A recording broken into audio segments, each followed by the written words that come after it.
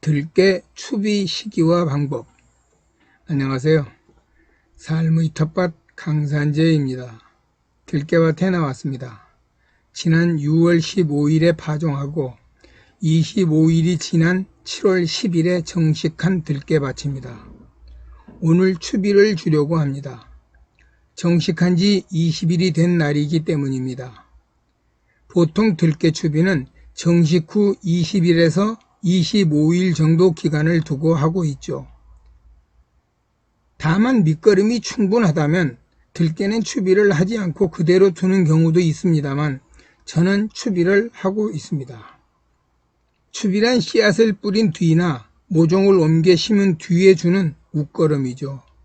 우리가 농작물을 심기 전 밑거름을 합니다만 밑거름의 유효기간이라는 것이 있기 때문에 대부분 추비라 불리는 웃거름을 주게 됩니다. 특히 질소 성분 부족 현상이 두드러지기 때문이기도 합니다. 우리가 작물을 재배할 때 비료량이라는 것을 말합니다.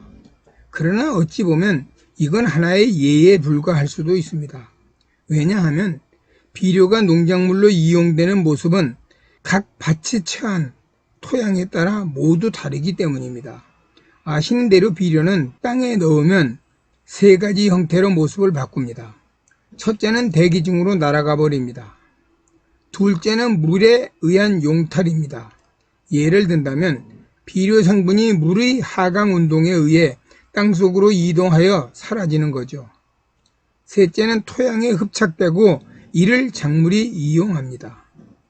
우리가 밑거름을 주었으나 다시 웃거름을 주는 이유가 바로 첫째 대기 중 증발, 둘째 물에 의한 용탈로 비료 성분이 오래 유지되지 못하기 때문이죠. 질소는 시비 후 15일 정도 지나면 작물 근권 밖으로 용탈돼 작물이 먹을 수 없게 되는 것으로 알려져 있습니다.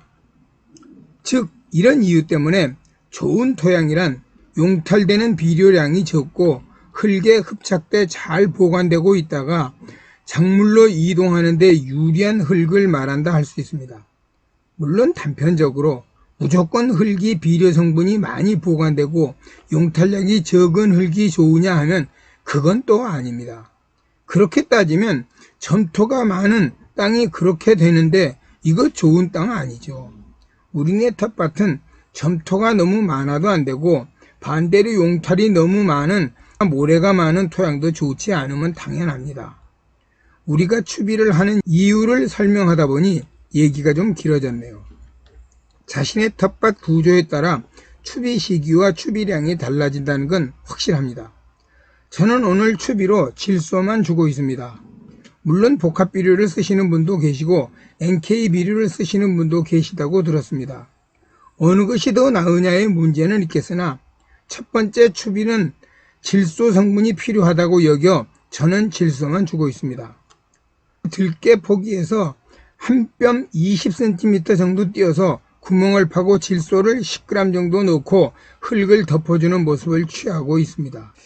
우리가 흔히 비료를 줄 때 그 위치를 말하게 되죠.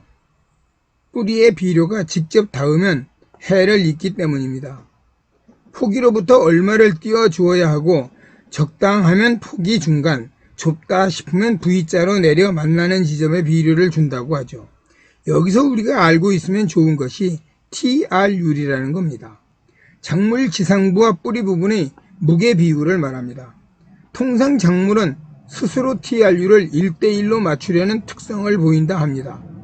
들깨 순지리기를 하면 격가지가 우르르 나와 무성해지는 것은 들깨 스스로 상대적으로 낮아진 지상부를 빨리 키워 TR율을 맞추기 위한 생존 본능이죠.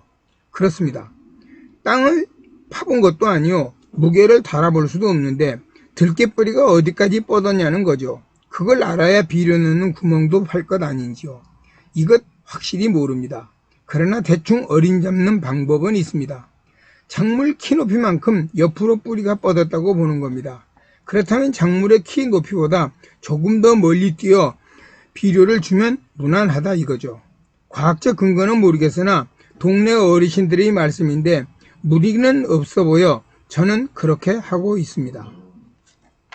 충북농업기술원에 따르면 들깨는 양분을 크게 요구하는 작물은 아니지만 꽃피는 시기에 10R당 요소 11kg을 추비하면 등숙률이 높아져 30% 정도 증수하는 효과가 있으며 가뭄, 습해, 일조량 부족 등 자연재해로 들깨 생육이 예전만 못하다면 요소 0.5에서 1%를 잎의 옆면 살펴하면 수량 감소를 줄일 수 있다고 합니다. 여기서 10R당 11kg은 한 평당으로 따지면 37g 정도를 말하고 0.5에서 1% 용액이란 물 20리터에 100에서 200g을 넣었을 때의 비율을 말합니다. 생각보다 아주 적은 양의 질소량입니다. 들깨 추비는 보통 개화기에 이르는 8월 말이나 9월 초순에 질소로 하라고 권고하고 있습니다. 그러나 저는 매년 들깨 추비를 2회로 나누어 1차는 정식 후 3주 정도 후에 하고 2차는 개화기 전에 하는 것으로 추비하고 있습니다요. 들깨는 정식 7월 10일 전후 후 신장기에 접어들게 되는데 보통은 7월 중순부터 8월 중순 정도가 해당됩니다. 이때 각자 밭의 형편을 감안해서 1차 추비를 하는 것도 나쁘지 않다고 생각합니다. 앞에서도 말씀드렸습니다만 모든 경우의 수는 자신의 텃밭 모습에 따르는 것이 좋습니다. 점토질이 많아 용탈이 심하지 않은 곳과 모래 성분이 많아 용탈이 심한 곳을 동일한 잣대로 나누어 추비량이나 시기를 결정하면 안 되는 건 당연합니다. 특히 요소는 빗물 등에 의해 쉽게 녹는 경향이 있어 비료의 효과가 오래가지 않는 특징이 있습니다. 속효성 비료라고 하죠. 저희 밭과 같이 마사토가 많은 땅에선 용탈의 현상이 눈에 띄게 나타날 정도입니다. 제가 추비를 요소를 주는 이유이기도 합니다. 우리가 비료 성분의 유효기간을 대충 다음과 같이 보는 것이 일반적입니다. 속효성 비료는 1에서 2개월, 완효성 비료는 3에서 5개월, 퇴비는 3에서 6개월로 좀 긴 편입니다.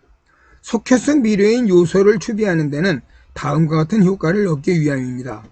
우선 엽록체 합성과 세포 분열 촉진으로 잎을 무성하게 하고 줄기를 굳게 하며 키를 키웁니다.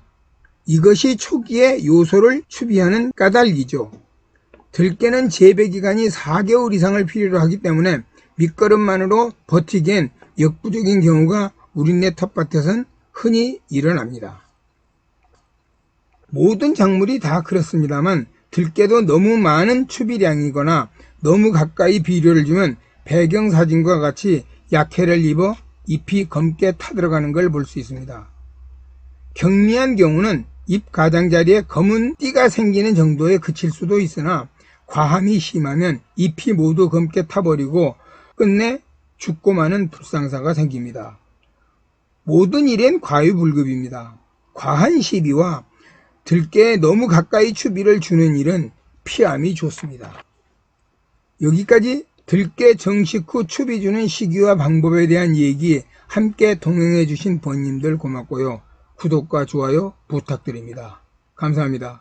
늘 건강하시고 행복하게 지내십시오.